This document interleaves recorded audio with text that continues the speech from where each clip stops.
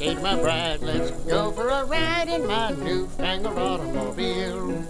This is where we will go. Nobody knows, but it's sure a great way to feel.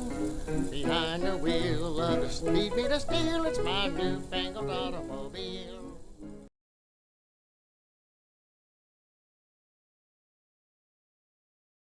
Hello and welcome to Vintage Car History. I'm Wild Bill. When you visit a modern new car dealership, it's usually quite a facility. A climate-controlled showroom, a big lot full of cars, and a backlot inventory as well. Maintenance facilities, repair bays, and even bodywork and painting can often be done at a dealership.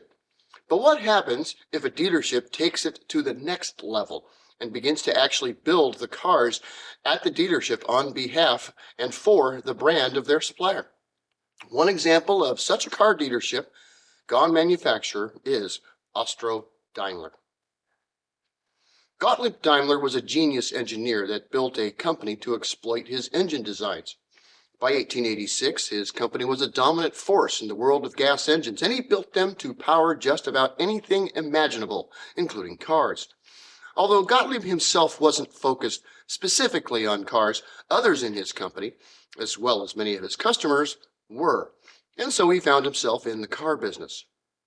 In 1890, a business relationship was struck up between Gottlieb and Eduard Behrens, a businessman located in Wiener Neustadt, which is south of Vienna in Austria. At first, Eduard became a dealer of Daimler engines, but assembled cars soon became requested by customers. This dealership grew quickly and was so successful that Daimler had trouble keeping up with the sales demand. So, since Eduard owned other enterprises that could manufacture much of what Daimler was supplying, Gottlieb licensed his establishment to manufacture under his name. And so, in 1899, Austro-Daimler was founded, making the engines and even cars locally as Daimler products. Now, Gottlieb himself passed away in 1900, and his company eventually was reorganized as Mercedes through the influence of Emil Jelinek and the genius designs of Wilhelm Maybach. But Austro-Daimler was a licensed manufacturer of Daimler and did not share the name of this new firm, Mercedes.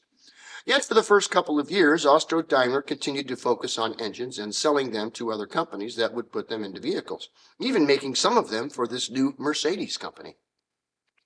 But in 1902, a somewhat disgruntled Paul Daimler came to Austro-Daimler. Paul was the eldest son of Gottlieb and a gifted engineer in his own right, but was not included in the takeover of his father's company by Jelinek and Maybach. But he had connections and went to Austro-Daimler as their technical designer. He had some good ideas, designed for a small and expensive car, high horsepower engines for commercial use, and even an armored car by 1905. However, things changed at Mercedes, and when Maybach left the company that same year, Paul took his place in the remains of the company his father founded. His vacancy at Austro-Daimler was filled by a certain Ferdinand Porsche. Porsche went to work redefining and reorganizing the company. Within a year, Austro-Daimler, now officially operating under that name, expanded their product offerings to include engines for any kind of vehicle, cars, trucks, and military machines. Even engines for Zeppelin airships were built, and Porsche was known to take Archduke Ferdinand for rides aboard such airships, cruising over the skyline of Vienna. Prior to World War I, Austro-Daimler built some fine cars. The Prince Henry of 1911 is a particularly good design that sold well both for military and civilian use. It sported a 5.7-liter four-cylinder engine producing over 90 horsepower, 4-speed transmission and shaft drive.